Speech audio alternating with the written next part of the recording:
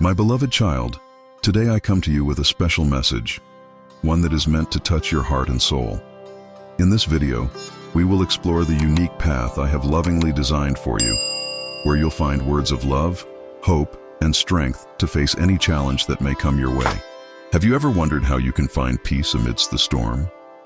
Or how you can feel my presence in moments of loneliness? Today, we will discover these answers together. If you feel this connection and wish to strengthen your faith, write in the comments, "I trust in you." Let us as a community spread this message of love and hope. My precious one, I want you to know that long before you took your first breath, I had already drawn a path for you.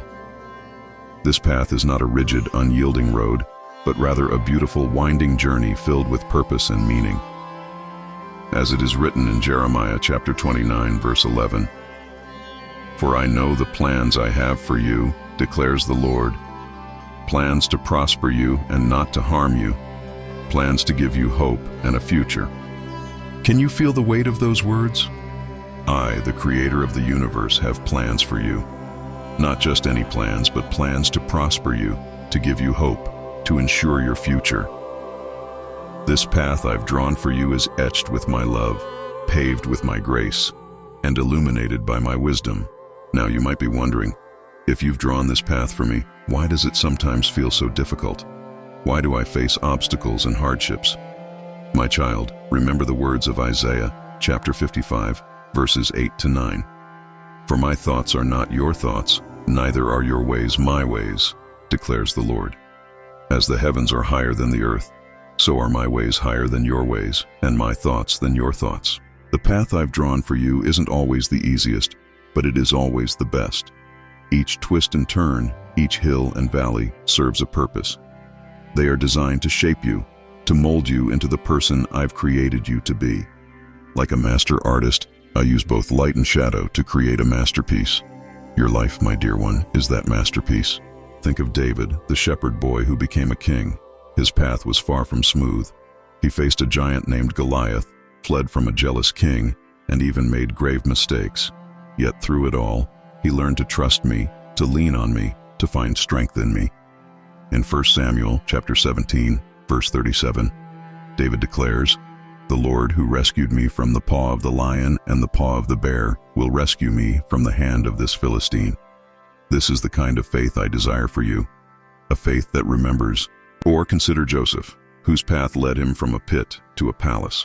In Genesis chapter 50, verse 20, he tells his brothers, "You intended to harm me, but God intended it for good to accomplish what is now being done, the saving of many lives." Joseph understood that even when the path seems dark and treacherous, I am working all things for good.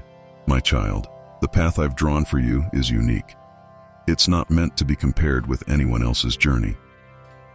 In John chapter 21, verses 21 to 22, when Peter asked Jesus about John's fate, Jesus replied, "If I want him to remain alive until I return, what is that to you?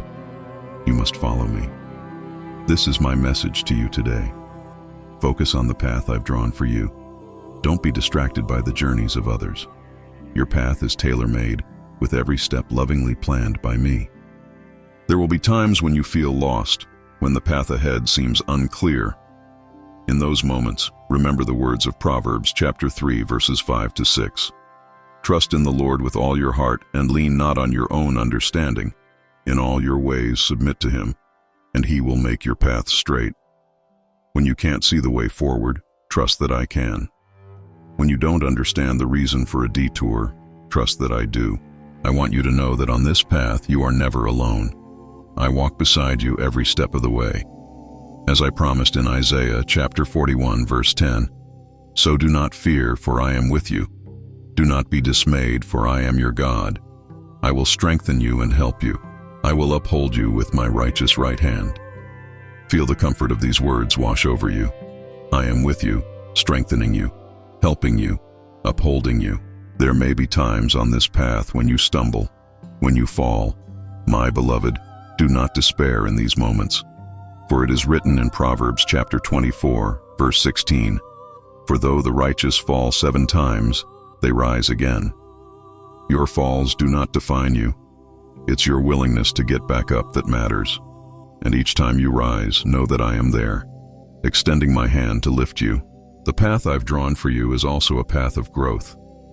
Like a garden that needs tending, your journey with me requires cultivation.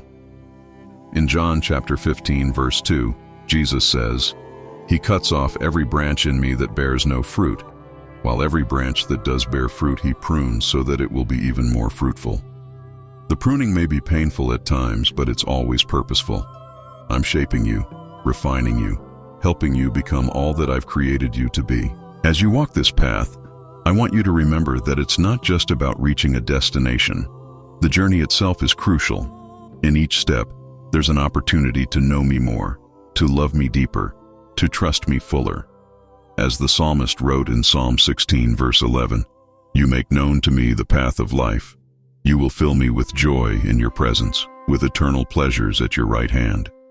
The joy is not just in arriving, but in walking in my presence. My child, I want you to embrace this path I've drawn for you. Embrace its challenges, for they will make you stronger. Embrace its joys, for they are glimpses of my love for you. Embrace even its sorrows, for I promise to turn your mourning into dancing, as it says in Psalm 30, verse 11. Remember the words of Isaiah chapter 30, verse 21. Whether you turn to the right or to the left, your ears will hear a voice behind you saying, "This is the way, walk in it." I am always guiding you, always directing your steps. Even when the path seems uncertain, trust that I am leading you. As you continue on this journey, I want you to hold on to hope. For the path I've drawn for you leads to a glorious future. In Jeremiah chapter 29, verse 11, I remind you again, "For I know the plans I have for you, declares the Lord.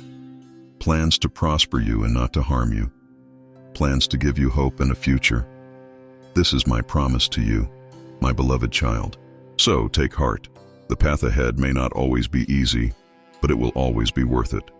For at the end of this path lies an eternity with me." As Paul wrote in 1 Corinthians chapter 2, verse 9, "What no eye has seen, what no ear has heard, and what no human mind has conceived, the things God has prepared for those who love him." My precious child, as we conclude this message, I want you to remember that the path I've drawn for you is a testament to my love. It's a path of purpose, of growth, of hope. It's a path that leads you closer to me with every step. Will you trust me on this journey? Will you allow me to guide your steps, to light your way? If you're ready to fully embrace the path I've drawn for you, write in the comments, "I will follow your path, Lord." Let's walk this journey together, hand in hand, heart to heart. Remember, I am with you always, even to the end of the age. You are loved, you are cherished, and you are never alone on this beautiful path I've drawn for you.